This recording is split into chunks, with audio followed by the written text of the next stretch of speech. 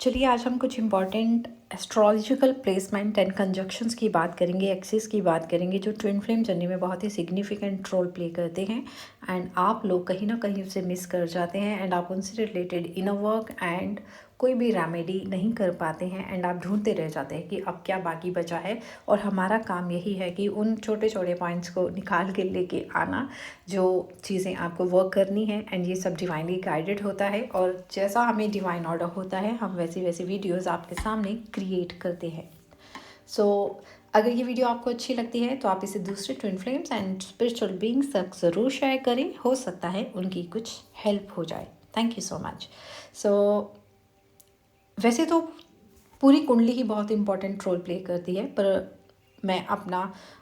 Personal थोड़ा सा जो मैंने स्टडी किया है मैं उसके बेसिस पे आपको कुछ चीज़ें आज शेयर करना चाहती हूँ जो मैंने खास करके ट्विन फ्लेम जर्नी या ट्विन फ्लेम बीइंग या स्पिरिचुअल बीइंग्स की लाइफ में देखी हैं, जहाँ पर सबसे सिग्निफिकेंट रोल प्ले होता है हाउस नंबर 1 का, हाउस नंबर 4 का, हाउस नंबर 7 का और 2 एक्सिस राहु एंड केतु और उसका वाइस वर्सा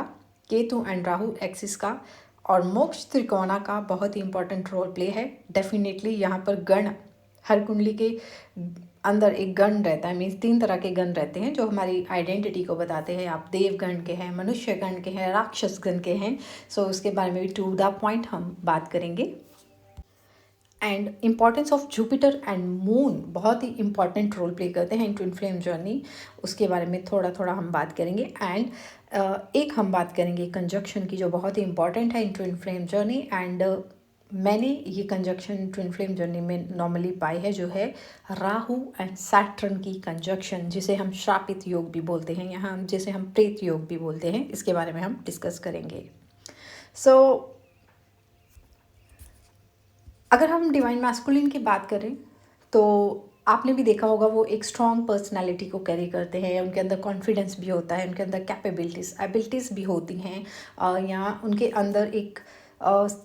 अलग लेवल का कॉन्फिडेंस भी होता है। उन्हें भी कहीं ना कहीं जब वो मटेरियल वर्ल्ड में आते हैं तो उनको भी लगता है कि वो पता नहीं क्या अचीव कर लेंगे। वो उन्हें ऐसे नहीं लगता है, क्योंकि वो ऐसी पर्सनालिटी होती हैं, क्योंकि वो पास्ट लाइफ से उनके अंदर ऐसी जो है उनके अंदर ऐसे हम कह सकते हैं ऐसे सीड्स चले आ रहे होते हैं जो उनको बताता है। तो वो एक इनर कॉल होती है कि उस सोल को पता है कि मैं ये अचीव करने के कैपेबल हूँ, मैं कर सकता हूँ या कर सकती हूँ, लेकिन because of their past life baggage and past life कार्मिक लूप्स एंड पास्ट लाइफ से रिलेटेड उनके कर्मास की वजह से वो जो है जो अचीव कर सकते हैं बीइंग मैस्कुलिन एनर्जी या बीइंग फेमिनिन एनर्जी, वो यहाँ पर इस 3D प्लेन पर उसे अचीव नहीं कर पाते हैं। एंड बिकॉज ऑफ देयर पुण्य कर्मास उन्हें यही गाइडेंस समय समय पर दी जाती है ताकि उन्हें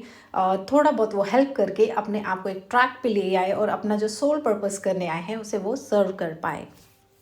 तो चलिए आज हम बात करते हैं पहले हाउस नंबर 1 की, जो कि आपकी पर्सनल आइडेंटिटी को बताता है। House number 1 means your on face, your on personality, your on personal identity. यहाँ पर जुपिटर भी मेन रोल प्ले करता है, केतु भी मेन रोल प्ले करता है एंड सैटर्न एंड मून बहुत ही सिग्निफिकेंट रोल प्ले करता है। लेकिन आज हम केतु के बारे में बात करेंगे। फर्स्ट हाउस में केतु है तो इस पर्सन के पास ऑलरेडी इस चीज़ से रिलेटेड बहुत एक्सपर्टी है एंड केतु जहाँ भी जिस घर में होता है वहाँ पर उस पर्सन के पास उससे रिलेटेड एक्सपीरियंस ऑलरेडी है, लेकिन उसे अब और भी कुछ फाइंड आउट करना है। ऐसी प्लेसमेंट उनको ये बताती है। ज़्यादातर आप देखेंगे कि जिनकी हाउस 1 में केतु है, और ये ज़्यादातर डिवाइन मैस्कुलिन या ट्विन फ्लेम्स की कुंडली में ये एक्सेस पाया जाता है। हाउस नंबर 1 में केतु एंड हाउस नंबर 7 में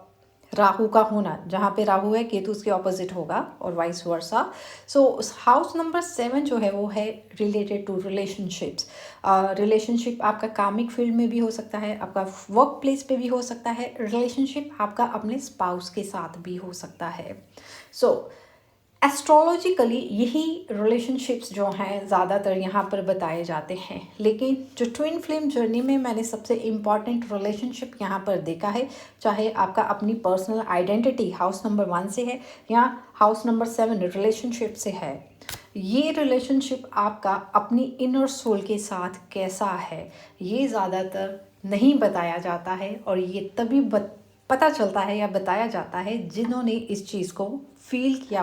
होता है या अनुभव किया होता है। अब हाउस नंबर 7 में अगर यहाँ पर राहु है एंड फर्स्ट में केतु है, तो वो पर्सन के अंदर बहुत सारी कैपेबिलिटी है, उसके अंदर बहुत कुछ वो अचीव चाहे तो कर सकता है, लेकिन उसका फोकस कहाँ रहता है? उसके हाउस नंबर 7 पर, जहाँ पर राहु है। क्योंकि केतु के पास पैर है, राहु के पास सर है, तो उसको अपनी आइडेंटिटी अपने रिलेशनशिप्स में, अपनी कामिक फील्ड में या अपने स्पाउस में ही नज़र आती है। तो अगर आपके डिवाइन मैस्कुलिन ऑलरेडी किसी और के साथ मैरिड हैं या आपके साथ भी मैरिड हैं, तो उनके अंदर कैपेबिलिटीज़ तो बहुत होंगी, लेकिन वो उन्हें अप्लाई नहीं कर पाते हैं लाइफ में। एंड उनको ऐसा लगता है कि अगर उनकी लाइफ में एक रिलेशनशिप नहीं है या एक स्पाउस नहीं है तो वो कुछ भी नहीं है। अब ये यहाँ पर क्या सिखाता है? को डिपेंडेंसी ऑन रिलेशनशिप्स। मीन्स यहाँ पर उसके अंदर डिवाइन मैस्कुलिन या फेमिनिन के अंदर को डिपेंडेंसी है,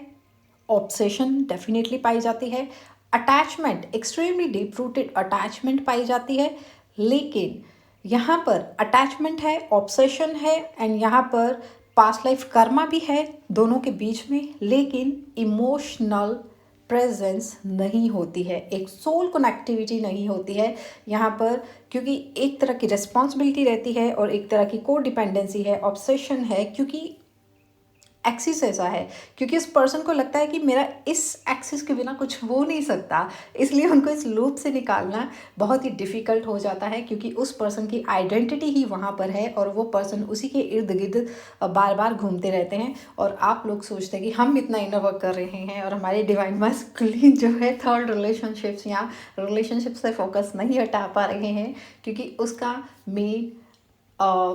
वीक पॉइंट ही यही है। और ये कब तक चलता है? ये तब तक चलता है जब तक उनके स्पिरिचुअल अवेकनिंग नहीं हो जाती है या उन्हें एक तरह से एक हैवी ट्रिगर, एक कार्मिक लूप से नहीं मिलता है, जहाँ पर उनको ये जानना है कि उनकी अपनी भी कुछ पर्सनल आइडेंटिटी है, उनके अंदर जो को डिपेंडेंसी है, ऑब्सेशन है टूवर्ड्स कार्मिक रिलेशनशिप्स एंड कार्मिक area, that is not permanent. यहाँ पर एक रिलेशनशिप जो मैंने आपको बोला है कि जो एस्ट्रोलॉजिकली मिस किया जाता है, लेकिन मैं उसे इंपॉर्टेंस देती हूँ। यहाँ पर उस पर्सन को अगर अपनी सोल से कनेक्टिविटी फील होती है, थोड़ा स्पिरिचुअल होता है, स्पिरिचुअलिटी में जाता है,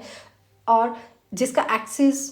इस एक्सिस में जिसका केतु फर्स्ट हाउस में है, उस पर्सन ने ऑलरेडी पास्ट लाइफ में बहुत काम किया हुआ है अपने आप पर। वो स्पिरिचुअली भी हो सकता है, वो किसी और लेवल, लेकिन वो पर्सन ने अपने ऊपर काफ़ी काम किया है। सो ये एक्सिस ये बताता है, और उस पर्सन को यही सीखना है कि उसके अंदर कैपेबिलिटी है अपने पैरों पे खड़े होने की, उनको अटैचमेंट से बाहर निकलना है, उन्हें इस कार्मिक लूप को ब्रेक करना है। और यही डिवाइन मैस्कुलिन जब तक अवेकन नहीं होते हैं, नहीं कर पाते हैं, ऑब्सेस्ड रहते हैं, डीप अटैचमेंट में रहते हैं और अपनी आइडेंटिटी उसी एरिया को ही मानते हैं। अब इसी एक्सेस में हम एक और प्लेसमेंट की, एक कंजक्शन की बात करेंगे, जहाँ पर 7th हाउस में अगर यहाँ पर राहु के साथ सैटर्न है, ज़्यादातर ट्विन फ्लेम्स की कुंडली में ये पाया जाता है। 7th हाउस में है तो बहुत ही सिग्निफिकेंट रोल प्ले करेगा, 4th में भी है तो कर सकता है। अब यहाँ पे भी हम इसको करेंगे distorted फैमिलिन energy, past life Karma baggage, यहाँ पर बहुत ही डीपली डिवाइन मैस्कुलिन लेके आ रहे हैं, या बीइंग फैमिलिन जिसके भी है आप देख लेना, पास्ट लाइफ से यहाँ पर कनेक्शन चला आ रहा है।